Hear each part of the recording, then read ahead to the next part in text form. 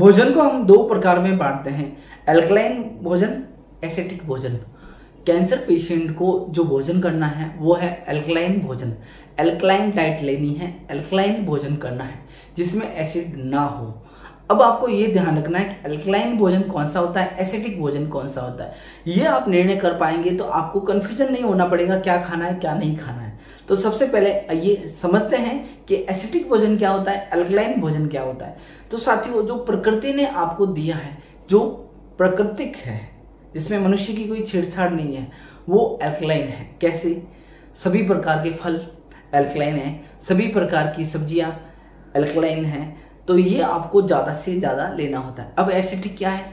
Acidic जो प्रकृति ने दिया, लेकिन मनुष्य ने अपनी ओर से जितने भी एक्सपेरिमेंट किए उनको खराब करने के लिए, जैसे कि हम सामान्य कच्चा फल सब्जियां लेते हैं, वो ठीक है, अच्छा है, एल्कलाइन है, लेकिन उसको इतना पका देते हैं, भून लेते हैं, मसाले मिला देते हैं, वो एसिडिक हो गया। जितने भी पैकिंग फूड हैं वो एसिडिक हैं। Pizza, burger, refined food acidic है। तो इस तरह के जो फूड है वो एसिडिक है। और प्रकृति ने जितना भी दिया है, फल सब्जियां, ये सब एल्कलाइन है। तो हम जो कहते हैं कि आपको एल्कलाइन जितना हो सके एल्कलाइन फूड आपको लेना है, जिससे आपकी कैंसर सेल्स की कोशिकाएं घुट घुट के खत्म हो जाएगी। उनको भोजन नहीं मिलेगा। कैंसर सेल्स को अगर पोषण नहीं मिलेगा तो कैंसर वैसे ही खत्म हो जाना है। तो कैंसर की रिकवरी अगर हमें जल्दी करनी है, आप चाहते हैं कि कैंसर आपका जल्दी से जल्दी ठीक हो, तो आपको भोजन के अंदर प्रमुख बदलाव करने होंगे। आपका भोजन एज अ मेडिसिन, आपका भोजन औषधि की तरह काम तब करेगा तब आप ज्यादा से ज्यादा एल्कलाइन फूड लेंगे, एसिडिक फूड नहीं लेना है। तो खाने में इन बातों का विशेष ध्यान रखना है। दो बातें, भोजन करने से पहले ये एल्कलाइन है या एसिडिक है। अगर आपका भोजन एसिडिक है ना ले, एल्कलाइन भोजन आपको लेना है। वो आपको बता दिया कि प्रकृति से जो दिया हुआ है वो। अब कुछ लोग बोलते हैं कि आपको एसिडिक के अंदर खट्टे फल भी आते हैं, खट्टे फल ले या ना ले। खट्टे फल ले सकते हैं, वो एसिडिक होके भी आपको नुकसान नहीं करेंगे, लेकिन आपको फलों के साथ सब्जियां भी लेनी है। जब भी ले, थोड़ा थोड़ा करके ले। इसके साथ packing food, refined food, dairy product ये बंद है। डेयरी प्रोडक्ट का जब भी मैं बात करता हूँ एक बात विशेष बताता हूँ, देशी गौमाता की जो गव्य है वो आप सेवन करना है, वो एंटी कैंसरस है, उसका सेवन करना है। जो पैकिंग सिंथेटिक डेयरी प्रोडक्ट है उनका इस्तेमाल नहीं करना है। देशी गौमाता के गव्यों का प्रयोग कर सकते हैं। विशेष कैंसर पेशेंट को देशी गौमाता की घृत का प्रयोग करना है।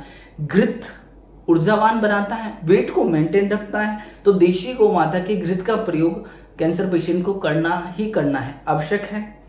इसके अलावा ड्राई फ्रूट्स कैंसर पेशेंट उपयोग कर सकता है। करने की जो विधि है हमने कई बार बताई है। जो भी ड्राई फ्रूट्स ले उनको पानी में भिगो के ले। उनकी तासीर अलग अलग होती है। कभी कभी किसी ड्राई फ्रूट से शरीर में खुश्की आ सकती है, उसके लिए ड्राई फ्रूट्स को पानी में भिगोना है, थोड़ा थोड़ा करके लेना है और मात्रा कम रखनी है। कटोरा भर के नहीं लेना है, थोड़ा थोड़ा 7-8 पीस पानी में भिगो के फिर उनको लेना है। वो भी 1 से 2 समय ले, एक ही समय में इतना नहीं लेना है, वो ध्यान रखना है। उसके बाद 3 बातों का प्रमुख ध्यान रखना है। रिफाइंड नहीं लेना है, रिफाइंड ऑयल का प्रयोग नहीं करना है। घानी के तेल का प्रयोग करें, देशी गौमाता की घृत का प्रयोग करें। इसके अलावा नमक, आयोडीन युक्त नमक किसी भी कंपनी का वो नहीं लेना है, जहर है। आपको काला और सेंधी नमक का प्रयोग करना है और गुड़ या देशी खांड का प्रयोग करें। चीनी का प्रयोग आपको नहीं करना है। ये आपको विशेष सावधानियां रखनी है खान पान में। आप कैंसर की जंग जल्दी जीतेंगे। आपने एक कदम ले लिया है। अगर आपने भोजन में ये परिवर्तन किए हैं तो आपकी कैंसर की जो हीलिंग प्रोसेस है वो बहुत जल्द होगी। अगर आपका कैंसर संबंधित किसी भी तरह का प्रश्न है तो नीचे दिए गए नंबर पे आप कॉल कर सकते हैं। वीडियो को ज़्यादा से ज़्यादा शेयर करें। अगर कोई आपके आसपास में कैंसर पीड़ित भाई है तो उसे संस्थान के बारे में बता सकते हैं।